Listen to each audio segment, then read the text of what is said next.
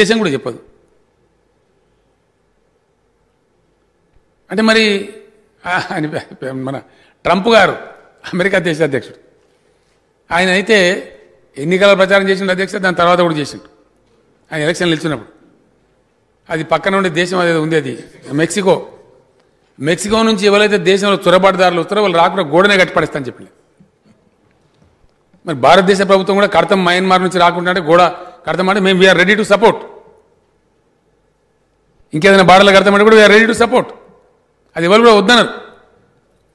దేశంలో బార్డర్ మీద సైనికులు మనోళ్ళు కాపలా కాస్తే కదా అధ్యక్ష మనం శాంతికి అసెంబ్లీలో మాట్లాడుతున్నాం. ఇంటికాల శాంతికి పండుకుంటున్నాం, వాళ్ళ దయ కదా, మన ఆర్మీ పుణ్యం కదా. మనందరం కంటిన్యూగా నిద్రపోతున్నామంటే అక్కడ మన ఆర్మీ సాక్రిఫైస్.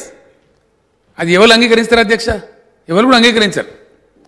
కానీ with in the country also divisive methods వద్దు, ఆ న్యారో థింకింగ్ వద్దు అని మేము వాదిస్తా ఉన్నాం. మేము తప్పైతే ఓకే, దేశం మమ్మల్ని తిరస్కరిస్తుంది. ఇది బ్యాటిల్స్ అధ్యక్ష, ఈ ఒక్క రోజుతో పోయేది కాదు ఇది. I'm sorry. ఒక అసెంబ్లీ తీర్మానము, నేను అందరు మిత్రులకు చెప్తా ఉన్నా, దేశంలో అవలంబించబడవలసినటువంటి సిద్ధాంత ప్రాతిపదికగా ఏ ప్రాతిపదిక ఈ దేశానికి కరెక్టు అనే దాని మీద జరుగుతున్న చర్చ ఇది. It's not a easy thing, lighter thing. ఏదో ఈజీగా అట్లా మాట్లాడేసి ఇప్పుడు నాలక మాట్లాడిన వాళ్ళందరూ నీ దేశంలో కొత్త కథ మోపైంది అధ్యక్ష. వీడు పాకిస్తాన్ ఏజెంటు, వీడు దేశద్రోహి, ఇదే అధ్యక్ష. మేము దేశద్రోహులమా? ఇట్లా మాట్లాడితే దేశద్రోహే. ఇప్పుడు తెలంగాణ అసెంబ్లీ తీర్మానం పనిచేస్తే అసెంబ్లీ దేశద్రోహే.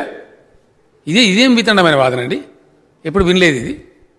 ఈ అసహన వైఖరి, ఈ intolerant kind of thinking is not at all good for the country. No, this country cannot accept. మేము ఫ్లాట్గా చెప్తా ఉన్నాం. మాకు బేసిజాలు లేవు అధ్యక్ష. ఎందుకంటే మేము పార్టీ తప్పకుండా లౌకిక పునాదుల మీద భారత రాజ్యాంగ స్ఫూర్తిలో ఏర్పడిన పార్టీ మా టీఆర్ఎస్ పార్టీ. చచ్చినా బతికినా అధికారంలో ఉన్నా లేకున్నా ఆ సిద్ధాంతాన్ని కట్టుబడి ఉంటాం కాబట్టి బాజాప్తా పార్లమెంట్లో డంకా బజాయించి కేంద్ర మంత్రులు కొందరు నాకు ఫోన్ చేసినా నేను చెప్పినాను, sorry we cannot support this, we're going to oppose this bill. మా పాలసీ మాది, డెఫినెట్గా మా పాలసీ మాకుంటుంది. సమాజం హర్షిస్తుందా, ఏం చేస్తుంది చూద్దాం. మేము గత ఎన్నికల్లో చెప్పినాం, అంతకు ముందు ఎన్నికల్లో చెప్పినాం, తదనంతరం చెప్పినాం. మరి మాకు ప్రజా మద్దతు లభిస్తూ ఉంది, ప్రజలు ఆమోదిస్తూ ఉన్నారు మేము చెప్పే సిద్ధాంతాన్ని. అధ్యక్ష, ఇది nothing new of it's kind.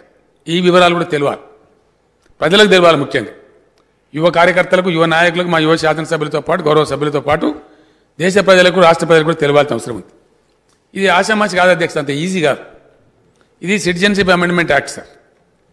గౌరవనీయులు మాజీ ప్రధానమంత్రి స్వర్గీయ అటల్ బిహారీ వాజ్పేయి గారు ఎన్డీఏ ప్రభుత్వానికి నేతృత్వం వహిస్తూ ప్రధానమంత్రి ఉన్న టైంలో ఈ విషయంపై కార్గిల్ యుద్ధం తర్వాత అనుకుంటా బహుశా 2003లో ఎల్కే అద్వానీ గారు అప్పుడు హోమ్ మినిస్టర్గా ఉంటే వారి ఆధ్వర్యంలో కమిటీ వేసిన. ఆ కమిటీ చాలా చర్చలు చేసి కొన్ని అమెండ్మెంట్ చెప్పినారు అధ్యక్ష. అమెండ్మెంట్స్ ఉన్నాయి ఇక్కడ. అది డిస్కషన్ చేసి ఎప్పుడు అధ్యక్ష 17 years బ్యాక్ కొన్ని మార్పులు చేర్పులు సూచించి చెప్తే దాని ప్రకారం ఈ చట్టాన్ని కొద్దిగా మార్చి ఎంఎన్ఐసి మల్టీపర్పస్ నేషనల్ ఐడెంటిటీ కార్డ్ అందరికీ ఇవ్వాలి దేశంలో. దానికోసం అవలంబించిన పద్ధతులు ఏందో అవలంబించాలని పెట్టినారు అధ్యక్ష. 2003 నుంచి మొదలుకుంటే 2008, 2009, 2011 వరకు దీని మీద చర్చలు జరిగినాయి. చాలా ఎక్స్పెరిమెంట్ చేసినారు. ఉద్యమంలో ముందున్న వ్యక్తిని తెలంగాణ రాష్ట్రం వచ్చిన ఎంబడే శిక్షించి ఎక్కడో మారుమూల ప్రాంతానికి బదిలీ చేసి ఉన్న హోదా కంటే అతనికి డిమోషన్. తెలంగాణ ఉద్యమంలో పాల్గొన్న వాళ్ళు తెలంగాణ రాష్ట్ర సాధనలో క్రియాశీలక పాత్ర పోషించిన వాళ్ళను మనం సమర్థించే అవసరమైతే ప్రమోషన్ ఇవ్వాలి. ఒకవేళ ప్రమోషన్ ఇవ్వడానికి మీకు మనస్కరించకపోతే ఉన్న హోదాలనైనా ఉంచాలి. అలా కాకుండా శిక్షించి బదిలీ చేసిండ్రు. అతను కూడా ఆనాడు ఈఆర్సీ ముందు తన వాదన వినిపించిండు. ఆ వాదనను పెడచెవిన పెట్టి ఛత్తీస్గఢ్ ఒప్పందం చేసుకుండ్రు. ఈ ఛత్తీస్గఢ్ 1000 మెగావాట్ల ఒప్పందం 3/11/2014 నాడు ఏదైతే ఒప్పందం మీద సంతకం చేసిండ్రో ఈ నివేదికలోనే ఉంది. నేను కొత్తదేం చెప్పడం లేదు, వారు చూసుకోవాలి. పేజీ నెంబర్ 11, 12లో ఉన్న వాటిని. అసలు ఈ విద్యుత్తు వినియోగించినా వినియోగించకపోయినా అదేవిధంగా విద్యుత్తును రవాణా చేయడానికి వినియోగించాల్సిన కారిడార్ను పర్మనెంట్ ఒప్పందం చేసుకోవడంతో విద్యుత్తు సరఫరా అయినా కాకపోయినా దాదాపుగా 1362.424 కోట్ల రూపాయలు ఈరోజు ప్రభుత్వం మీద భారం పడ్డది. ఆ విద్యుత్తు కొనుగోళ్లలో ఆనాడు కేంద్ర ప్రభుత్వము మనకు తక్కువ ధరకు విద్యుత్ ఇవ్వడానికి సిద్ధంగా ఉన్నా పెడచెవిన పెట్టి మీరు మీ ఆలోచనతో మీ అవగాహనతో మీకు ఎలాంటి ఉద్దేశాలు ఉన్నాయో నాకు తెలియదు. ఆ ఉద్దేశాలు ఈరోజు విచారణతో బయటికి రావాలి. కాబట్టి రేపు జరగబోయే జ్యుడిషియల్ ఎంక్వైరీలో ఛత్తీస్గఢ్తో తెలంగాణ రాష్ట్ర ప్రభుత్వం చేసుకున్న ఒప్పందాల మీద 100% విచారణకు ఆదేశిస్తున్నాము. ఈ ఛత్తీస్గఢ్ 1000 మెగావాట్ల విద్యుత్తులో జరిగిన కుంభకోణము, నిర్లక్ష్యము, ఈరోజు ఛత్తీస్గఢ్లో ఏవైతే కేసులు నడుస్తున్నాయో ఈరోజు వాళ్ళు ఫిక్స్డ్ కాస్ట్ వేరియేషన్ కాస్ట్ని లెక్కలేసి వాళ్ళు ఏ అదనంగా అడుగుతున్నారో ఏ పరిస్థితులు ఉన్నాయో అక్కడ ఛత్తీస్గఢ్ ఈఆర్సీ ముందలో జరుగుతున్న కేసులు ఏమున్నాయో వీటన్నిటిని పూర్తి స్థాయిలో విచారణ చేయడం ద్వారా మొత్తం వాస్తవాలను బయటకు తీయాల్సిన అవసరం ఉంది. ఛత్తీస్గఢ్ ఒప్పందం మీద ఈ ప్రభుత్వం విచారణకు ఆదేశిస్తుంది అధ్యక్ష. అదేవిధంగా అధ్యక్ష, యాదాద్రి థర్మల్ పవర్ ప్రాజెక్ట్ ఆ రోజు ప్రజల సెంటిమెంట్ ఏదైతే ఉందో ఈ ప్రజల సెంటిమెంటును తమకు అనుకూలంగా మార్చుకొని ఇండియా బుల్స్ అనే కంపెనీ గుజరాత్లో 1080 మెగావాట్ల విద్యుత్ సామర్థ్యంతో ప్రైవేట్ సంస్థ నిర్మించదలుచుకున్న ప్రాజెక్టును కేంద్ర ప్రభుత్వం విధి విధానాలలో మార్పు తీసుకొచ్చింది. పొల్యూషన్ ఎన్విరాన్మెంట్ను రక్షించడానికి 2011-12లోనే ప్రభుత్వం విధానాలు తీసుకొచ్చి సబ్ క్రిటికల్ అనే టెక్నాలజీతో నిర్మించిన ప్రాజెక్టులను అన్నింటిని కూడా మూసేసి సూపర్ క్రిటికల్ టెక్నాలజీకి మీరు మారండి, భవిష్యత్తులో నిర్మించబోయే ప్రాజెక్టులు ఏవైతే ఉన్నాయో ఆ ప్రాజెక్టులను కూడా సూపర్ క్రిటికల్ టెక్నాలజీతో నిర్మించమని చెప్పి విస్పష్టంగా కేంద్ర ప్రభుత్వం ఆనాడు ఆదేశాలు ఇచ్చింది రాష్ట్ర ప్రభుత్వాలకు, అదేవిధంగా ప్రైవేట్ కంపెనీలకు. అందుకోసము సూపర్ క్రిటికల్ టెక్నాలజీ ఉంటేనే 2013 తర్వాత ప్రాజెక్టులు నిర్మించాల్సిన నిబంధనలు ఉండడంతో గుజరాత్కు సంబంధించిన ఇండియా బుల్స్ అనే కంపెనీ BHELకు ఆల్రెడీ సబ్ క్రిటికల్ టెక్నాలజీతో పర్చేజ్ ఆర్డర్ ఇచ్చున్నది కాబట్టి ఆ కాలం చెల్లిపోయిన సాంకేతిక పరిజ్ఞానంతో ఆ ప్రాజెక్టు నిర్మించడానికి అవకాశం లేదని తెలిసి ఆ ఇండియా బుల్స్ కంపెనీ BHELకు మా డబ్బులు మాకు వాపసు ఇవ్వండి అని అంటే, మీరు ఆల్రెడీ కొనుగోలు ఒప్పందం చేసుకున్నారు, డబ్బులు చెల్లించారు, మీకు తిరిగి ఇవ్వడానికి కుదరదు. ఎవడైనా తలమాసినోడు ఇది కొనుక్కునేటోడు దొరికితే వాడిని తీసుకొచ్చి మాకు అప్పచెప్పండి, ఆ తలమాసినోడి దగ్గర మేము డబ్బులు తీసుకొని మీ డబ్బులు వెనక్కిస్తామని వాళ్ళు అంటే, తెలంగాణ ప్రభుత్వం నేనున్నా వాళ్ళని వీళ్ళని ఎందుకు ఎత్తుకుంటారు అని చెప్పి వీళ్ళు పోయి ఒక ప్రైవేట్ కంపెనీ మునుగాల్చిన సబ్ క్రిటికల్ టెక్నాలజీతో నిర్మించాల్సిన పవర్ ప్రాజెక్టును కాలం చెల్లిపోయిన దాటి మాకు అత్యవసరం ఉంది, 2 సంవత్సరాలనే పూర్తి చేస్తామని ఇదే సభలో ఇక్కడి నుంచి ఆనాటి సభానాయకుడు సభ ముందల దబాయించి మేము చెప్పినాం. ఆ రోజు మీరు కావాలంటే పాత రికార్డులు తిరిగే చూడండి. ఇది సబ్ క్రిటికల్ టెక్నాలజీకి కాలం చెల్లిపోయింది, ఇది ప్రపంచంలో ఎక్కడ మనుగడ సాధిస్తలేదు, దీంతో కాలుష్యం వస్తుంది, విద్యుత్ ఉత్పత్తి సామర్థ్యం తగ్గుతుంది, తద్వారా నష్టము, దీన్ని వద్దు అని మేము చెప్తే ఖచ్చితంగా నేను చేస్తా, 2 ఏళ్లలో పూర్తి చేస్తా అని వారు చెప్పడం జరిగింది అధ్యక్ష. 2 ఏళ్లలో పూర్తి చేయలే అధ్యక్ష భద్రాద్రి పవర్ ప్రాజెక్ట్. 7 ఏళ్ళు పట్టింది భద్రాద్రి కోసం.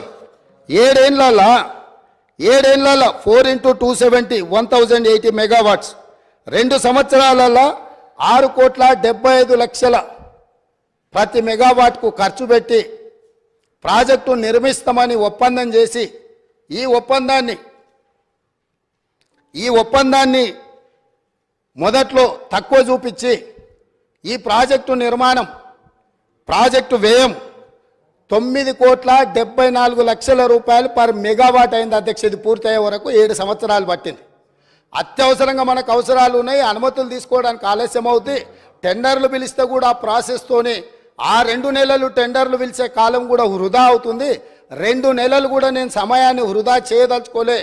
ఎన్ని వేల కోట్లు ఖర్చు పెట్టైనా సరే నా రైతులకు విద్యుత్ ఇస్తా అని ప్రజల సెంటిమెంటును ప్రాతిపదిక చేసుకొని ఆనాటి ముఖ్యమంత్రి గారు 6,75,00,000 రూపాయలకే పర్ మెగావాట్ విద్యుత్తు సామర్థ్యంతో ఉత్పత్తి చేస్తామని చెప్పి భద్రాద్రి పవర్ ప్రాజెక్టును కొనుగోలు చేయడం జరిగింది.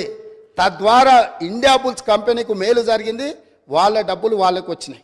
కానీ ఇది 7 సంవత్సరాలై 9.74 కోట్లతోనే ఈరోజు ప్రాజెక్టు పూర్తయింది.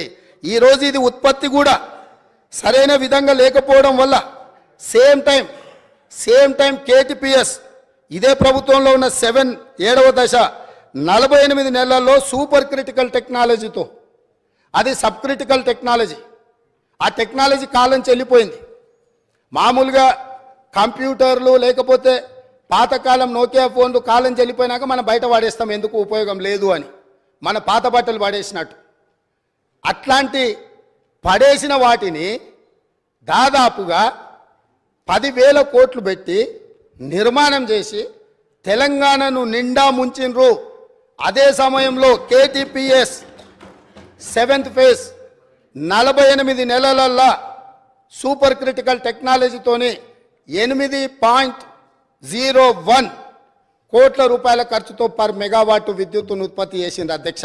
అంటే ఏ రకంగా ఇందులో 1,000 కోట్ల రూపాయల దోపిడీ జరిగిందో భద్రాద్రి పవర్ ప్రాజెక్టును కూడా ఈరోజు జ్యుడిషియల్ ఎంక్వైరీలో 2వ అంశంగా చేరుస్తున్నాం అధ్యక్ష. ఇక 3వది Yadadri thermal power project. Same ఇదే వితండవాదం. ఆ రోజు కూడా చెప్పినాం, సేమ్ సమయంలో ఇతర రాష్ట్రాలు, జార్ఖండ్ లాంటి రాష్ట్రాలు ఇదే కెపాసిటీతో టెండర్లు పిలిస్తే ఇదే బిహెచ్ఎల్ 18% లెస్ కోట్ చేసి అక్కడ టెండర్ తీసుకున్నది. సేమ్ టైం G2G అంటే గవర్నమెంట్ నుంచి గవర్నమెంట్ సంస్థకి ఇస్తున్నాం, అంచనాల రేట్లతో మేము ఇచ్చేస్తాం. ఎందుకు అని అంటే ఇది కూడా 24 నెలల్లో పూర్తి అయిపోతే 24 నెలల ప్రాజెక్టు నిర్మించి యాదాద్రి పవర్ ప్రాజెక్టును పూర్తి చేసి తెలంగాణ మొత్తం వెలుగులు ఇస్తామని చెప్పి ఆ రోజు ఒప్పందం చేసిర్రు. ఎప్పుడు చేసిండ్రు అధ్యక్ష? 1/6/2015 నాడు ఈ ప్రాజెక్టును ఒప్పందం చేసి ఆ రోజు వీళ్ళు చెప్పింది ఏంది అధ్యక్ష? 25,099 కోట్ల రూపాయలు అంటే పర్ మెగావాట్ 6,27,00,000తోటి పర్ మెగావాట్ మేము ఈ ప్రాజెక్టును 24 నెలల్లో పూర్తి చేస్తామని వీళ్ళు చెప్పడం జరిగింది అధ్యక్ష. యాదాద్రి పవర్ ప్రాజెక్టు ఈరోజు ఇంకా పూర్తి కాలే అధ్యక్ష. పోనీ ఏమన్నా ఈ గనులు ఆ జిల్లా నుంచి వచ్చిన మంత్రి గారు పాపం మా మంత్రి వెంకటరెడ్డి గారి మీద ఓ అని దాడి చేస్తుడు. ఆయన మొత్తం రైతుల జీవితాలలో మొత్తం వెలుగులు తీసుకొచ్చినాయి. నీ సొంత జిల్లాలా నీ కూతవేటు దూరంలో ఉన్న మొదలుపెట్టిన ప్రాజెక్టు 2015లో మొదలు పెడితే 2023 వచ్చింది. 8 సంవత్సరాలు పూర్తిగా వస్తుంది.